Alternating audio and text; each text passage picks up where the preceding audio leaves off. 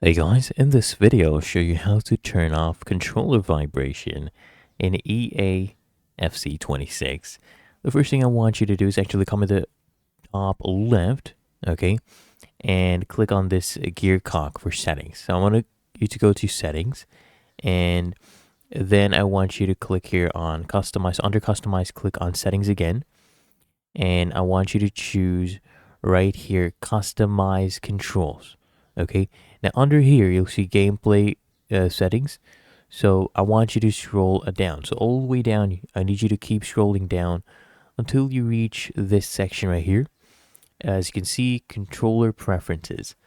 So now this one right here, it should be enabled usually. So user vibration feedback, it's usually enabled. And what you want to do, you want to go ahead and use your arrow keys right here on your dual shock, and then or dual sense, depends on what you are on, what device. And then I want you to basically disable that. Okay, and then you just go back and it will automatically save. Look that easy. Found this helpful, make sure you smash that like button and subscribe to App Mentor.